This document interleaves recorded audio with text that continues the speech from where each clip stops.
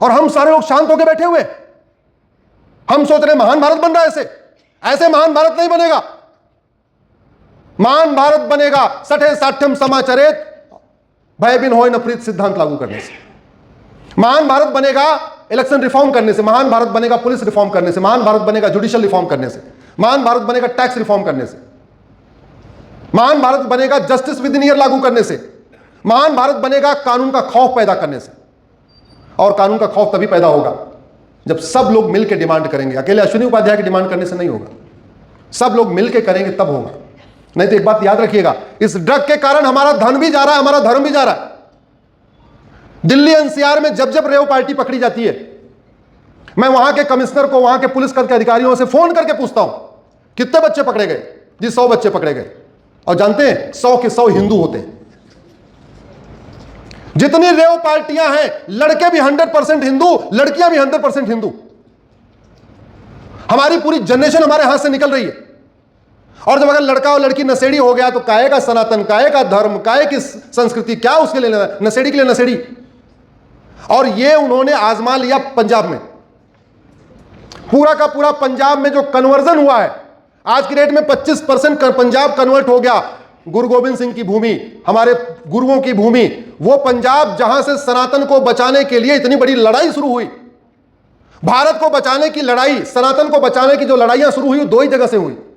एक पंजाब, दूसरा महाराष्ट्र। महाराष्ट्र में शिवाजी महाराज ने शुरू किया, वहां गुरु गोविंद सिंह ने शुरू किया, गुरु तेग बहादुर जी ने शुरू किया। वो पंजाब 25% कन्वर्ट हो चुका है। और आपका महाराष्ट्र भी बहुत तेजी के साथ कन्वर्ट हो रहा है, बहुत तेजी के साथ कन्वर्ट हो रहा है। और कहते नहीं, धन तो जा ही रहा है, धर्म भी जा रहा है। लड़के तो जा ही रहे हैं, हमारा पैसा भी जा रहा है। और हमारे पैसे से गरीबों को कन्वर्ट कराने में काम आ रहा है। ड्रग्स जिहाद का 50% पैसा कन्वर्जन में जा रहा है। ड्रग्स जिहाद से जो पैसा आ रहा है, उसका आधा पैसा घुसपैठियों को बसाने में जा रहा है, उनको मकान बनवाने में जा रहा है, उनकी झुग्गियां बनवाने में जा रहा है। ड्रग्स जिहाद का आधा पैसा मदरसा खुलवाने में जा रहा है। ड्रग्स जिहाद का आधा पैसा भारत को बर्बाद करने में जा रहा है। हमारी जनरेशन भी बर्बाद हो रही है, हमारी संस्कृति भी बर्बाद हो रही है, हमारी डेमोग्राफी भी बदल रही है।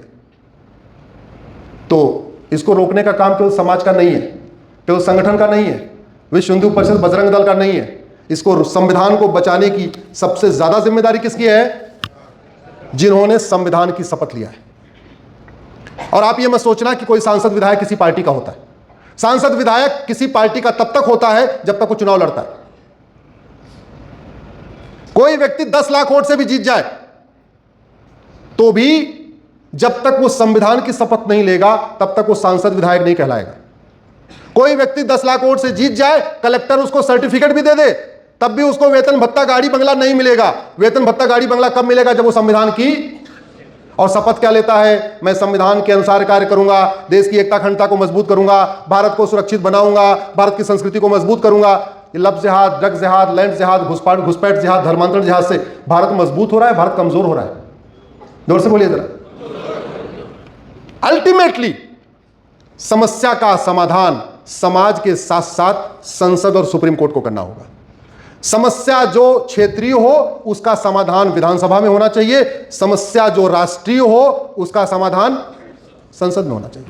लेकिन होगा तभी जब मैंने पहले कहा था 5-5 हजार फेसबुक फ्रेंड बनाइए, सप्ताह में एक दिन बैठे मिलिए, एक दिन सब महीने में एक संडे को या एक किसी दिन जहां आपकी छुट्टी हो विधायक से मिलिए, महीने में एक दिन अपने सांसद से मिलिए, इन विषयों को उठाइए। और जब स्थितियां अनुकूल हो तो ज्यादा तेजी के साथ काम करना चाहिए।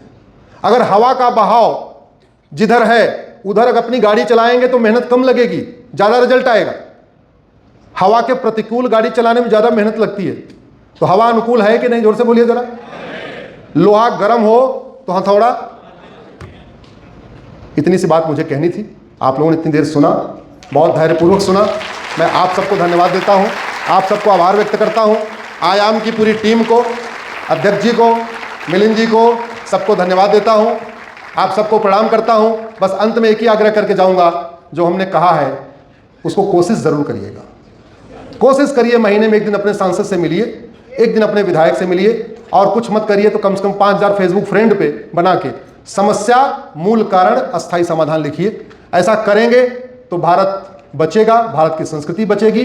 नहीं तो एक बात याद रखिएगा, अफगानिस्तान भी हिंदू राष्ट्र था, खत्म हो गए। पाकिस्तान भी हिंदू राष्ट्र था, खत्म हो गए। बांग्लादेश में भी सब हिंदू ही रहते थे, खत्म होने वाले हैं। कश्मीर में खत्म हो गए। भारत के 9 राज्यों में खत्म हो चुके हैं। 800 जिलों में से 200 जिलों में हम खत्म हो चुके हैं। 6000 तहसीलों में से 1500 तहसीलों में खत्म हो चुके हैं। ये सारे आंकड़े मैंने सुप्रीम कोर्ट को दिया हुआ है। मैंने माइनॉरिटी कमीशन और माइनॉरिटी अफेयर मिनिस्ट्री को चैलेंज किया हुआ है कि ये कानून संविधान के खिलाफ है। भारत में मजहब के आधार पर कोई नियम कानून नहीं होना चाहिए। भारत में मजहब के आधार पर वक्फ बोर्ड नहीं होना चाहिए। भारत में मजहब के आधार पर वक्फ ट्रिब्यूनल नहीं होना चाहिए। भारत में मजहब के आधार पर अल्पसंख्यक मंत्रालय नहीं होना चाहिए। ये सब जो मैंने चैलेंज किया, उसमें सब आंकड़े मैंने दिए हुए हैं कि भारत की वर्तमान स्थिति क्या है। बस अंत में आप लोगों से आग्रह करूंगा, एक बार खड़े हो जाइए और मैं कुछ आगे आगे बोलूंगा, आप पीछे से हाथ उठा के बोलिए, हमें चाहिए आजादी। ये आजादी, हाँ, प्रश्नोत्तरांचे सेशन हम ले सकते हैं? ले सकते हैं। पहले एक बार आजादी दिलवा दें भाई। कैमरामैन, हमको कम दिखाना, इधर सामने दिखाओ। सबको पता होना चाहिए आयाम के लोग कितने जोश में बोल रहे हैं। आपको पीछे पीछे दोनों हाथ उठा क्या बोला? हमें चाहिए गुलामी के नाम से, गुलामी के निशान से, गुलामी की शिक्षा से, गुलामी के झूठे इतिहास से, गुलामी की कुरीतियों से, गुलामी की कुप्रथाओं से, गुलामी की पुलिस व्यवस्था से, गुलामी की न्यायिक व्यवस्था से, गुलामी की प्रशासनिक व्यवस्था से, भ्रष्टाचार और अपराध से, लब जहाज लैंड जहाज से, रोहिंग्या बांग्लादेशी घुसपैठियों से, धर्मांतरण कराने वाले मिशनरियों से, धर्मांतरण कराने वाले जिहादियों से, बम विस्फोट, जनसंख्या विस्फोट से। एक देश एक विधान मांग रहा है हिंदुस्तान। एक देश एक विधान, एक देश एक विधान, एक देश एक विधान। बहुत बहुत धन्यवाद, बहुत बहुत आभार।